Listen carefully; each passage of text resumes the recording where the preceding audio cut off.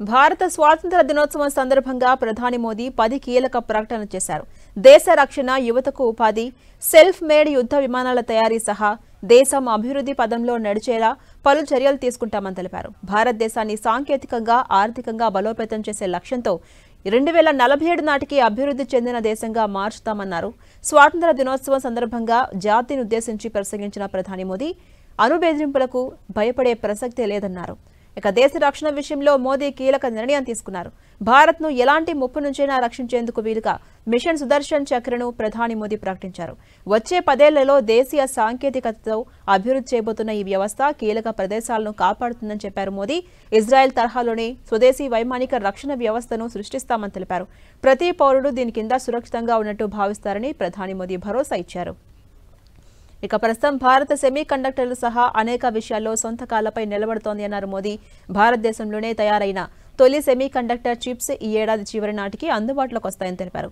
గత 60 ఏళ్లుగా సెమీ కండక్టర్ల విషయంలో భారత్ వెనుకబడిపోయిందని, తమ పాలనలో దానిని ముందుకు తీసుకెళ్తున్నామని చెప్పారు. ఈ ప్రయోగం భారతదేశం ఎలక్ట్రానిక్స్, ఆటోమోటివ్, రక్షణ రంగాలకు ఒక మలుపు అవుతుందని తెలిపారు. సరిహద్దు ప్రాంతాల్లో జనాభా మార్పులను గుర్తించేలా హై పవర్ డెమోగ్రఫీ మిషన్ను ప్రధాని మోదీ ప్రకటించారు. దీని ద్వారా సరిహద్దుల్లో జనాభా మార్పులను గమనించబోతున్నారు. భూమిని స్వాధీనం చేసుకునేందుకు గిరిజన వర్గాలను తప్పుదారి పట్టిస్తున్నారని మోదీ అన్నారు. అలాగే అక్రమ చొరబాటుదారులను ఈ మిషన్ ద్వారా గుర్తిస్తామన్నారు. ఈ సమస్యను పరిష్కరించేందుకు హై పవర్ డెమోగ్రఫీ మిషన్ను మోదీ ప్రకటించారు.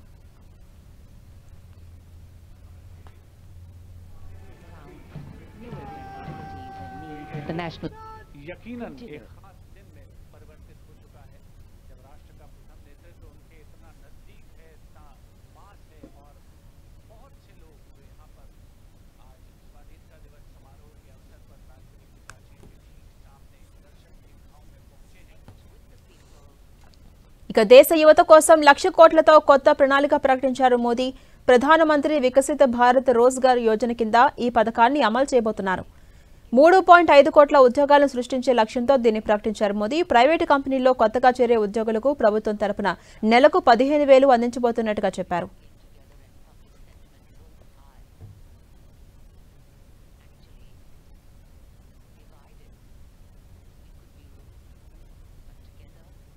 ₹1,00,000 करोड़ की योजना हम चालू कर रहे हैं, लागू कर रहे हैं. आज से प्रधानमंत्री विकसित भारत रोजगार योजना आज ही 15 अगस्त को लागू हो रही है. ये आपके लिए बहुत खुशखबरी है. इस योजना के तहत निजी क्षेत्र में पहली नौकरी पाने वाले नौजवान को, बेटे बेटी को 15,000 रुपया सरकार की तरफ से दिए जाएंगे. कंपनियों को भी नए रोजगार देने के अवसर जो भी ज्यादा जुटाएगा उनको भी प्रोत्साहन राशि दी जाएगी. రక్షణ వ్యవస్థలో దేశీయ భాగస్వామ్యం పెరగాలన్నారు మోదీ. భారతదేశ యుద్ధ విమానాల కోసం పూర్తిగా స్వదేశీ జెట్ ఇంజిన్ను అభివృద్ధి చేయాలని యువ శాస్త్రవేత్తలను కోరారు. భారతదేశానికి సొంత అంతరిక్ష కేంద్రం ఏర్పాటు చేయాలనే ప్రణాళికలను ఆయన ప్రకటించారు. ఇక భవిష్యత్ ఇంధన అవసరాలను తీర్చడంలో భాగంగా 2047 నాటికి భారతదేశం తన అణుశక్తి సామర్థ్యాన్ని 10 రెట్లు పెంచుకోవడానికి కృషి చేస్తుందని మోదీ పేర్కొన్నారు. ఇప్పటికే 10 కొత్త రియాక్టర్లు పురోగతిలో ఉన్నాయని చెప్పారు మోదీ. గత 11 నెలల్లో సౌర సామర్థ్యంలో 30 రెట్లు పెరుగుదల నమోదైంది అన్నారు. भारत न्यूक्लियर एनर्जी पर भी बहुत बड़े इनिशिएटिव ले रहा है.